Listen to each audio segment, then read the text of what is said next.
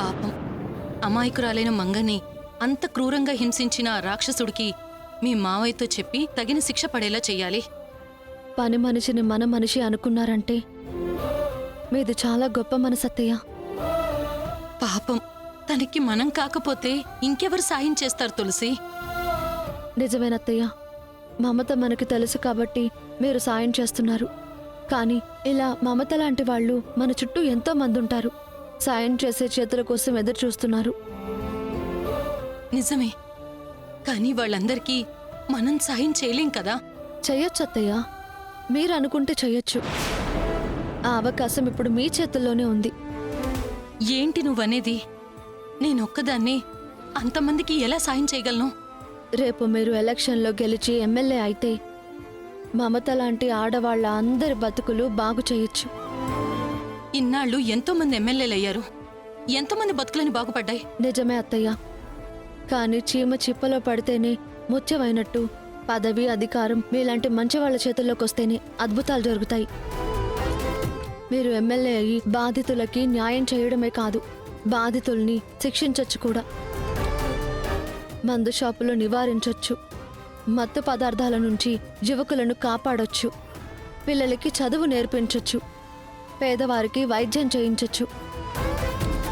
ఇలా మన చుట్టూ కష్టాల్లో చీకట్లో మగ్గిపోతున్న వేల మందికి సాయం చేసి వందల కుటుంబాల్లో ఆనందం అనే వెలుగులు నింపొచ్చు. నువ్వు ఆలోచించేది నిజమే తులసి, కానీ మీ మావయ్యని పక్కన పెట్టి నేనిదంతా చేస్తే ఆయన్ని తక్కువ చేసినట్టు అవమానించినట్టు అవుతుంది కదా. అత్తయ్య, మీకు నరకాసుర వధ తెలుసు కదా? తెలుసు. ఇప్పుడు హఠాత్తుగా దాని గురించెందుకు? చెప్తాను. యుద్ధం చేస్తూ కృష్ణుడు మూర్ఛపోతే నరకాసురుణ్ణి వధించిందెవరు? సత్యభామ. మరి ఇప్పుడు అంత భయంకరమైన నరకాసురుణ్ణి కృష్ణుడు కాకుండా సత్యభామ చంపినప్పుడు ఆ శ్రీకృష్ణ పరమాత్ముడికున్న పేరు, గౌరవం కానీ కీర్తి కానీ ఏమైనా తగ్గాయా? లేదు, ఇంకా పెరిగాయి కూడా.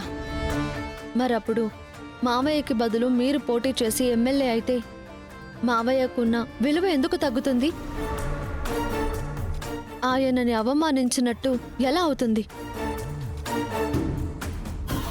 నిజమే, అప్పుడు కృష్ణుడు యుద్ధం చేసి నరకాసురుణ్ణి చంపేవాడు. ఆయన మూర్ఛపోయాడు కాబట్టి సత్యభామ రంగంలోకి దిగింది. ఇప్పుడు కూడా మావయ్యకి టికెట్ వచ్చుంటే ఆయనే పోటీ చేసేవారు కదా. ఆయనకి రాని అవకాశం మీకొచ్చింది కాబట్టి మీరు పోటీలో నిలబడాలి, గెలవాలి.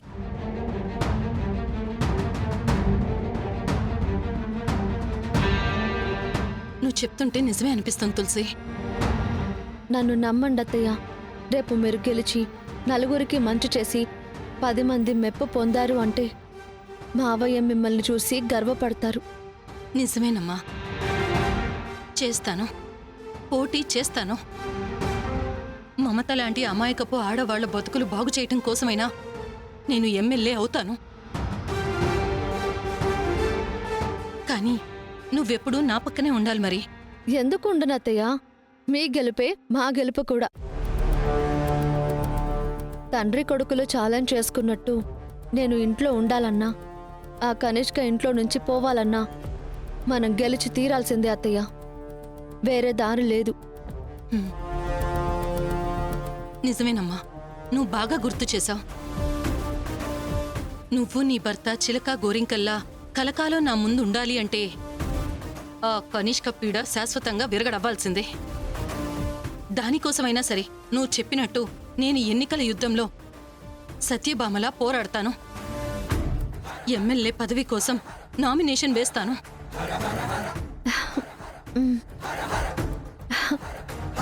అత్తయ్య, ఈ విషయం మీ అబ్బాయికి చెప్తే ఎంత సంతోషపడతారో. సరే అత్తయ్య, పదండి వెళ్దాం.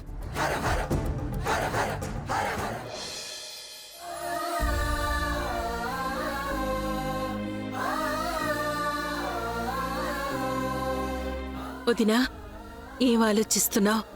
ముందు భోంచేయి.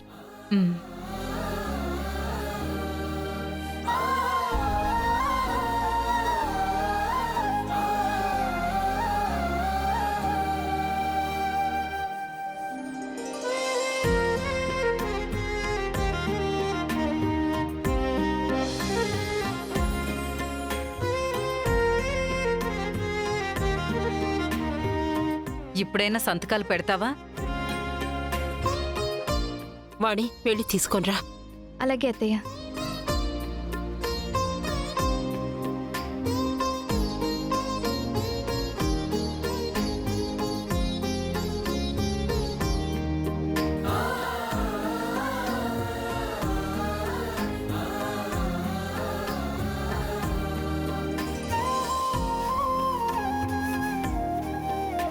ఇదిగో వదినా. అత్తయ్య, వదినా తీసుకో. ఏంటి లక్ష్మి ఇది? పాయసం అంటే అన్నయ్యకిష్టం కదా. మీ అన్నయ్యకా? నేను చేశానని చెప్తే అన్నయ్య తినడం తెలుసు వదినా. నువ్వు చేశానని చెప్పు, అన్నయ్య తింటే చాలు. తీసుకో.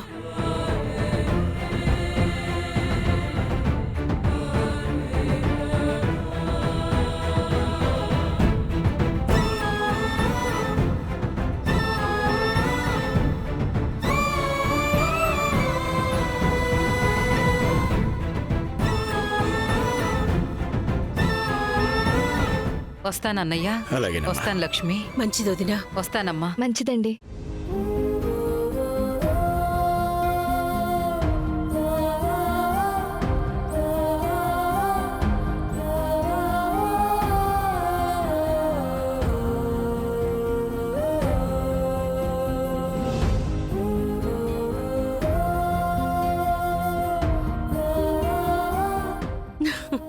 ఏంటి వాణి, డబ్బు వద్దన్నానని బాధపడుతున్నావా?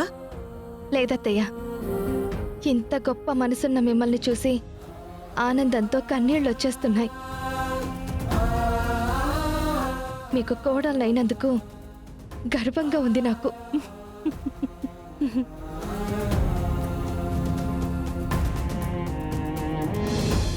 ఏమండి, పాయసం తీసుకోండి.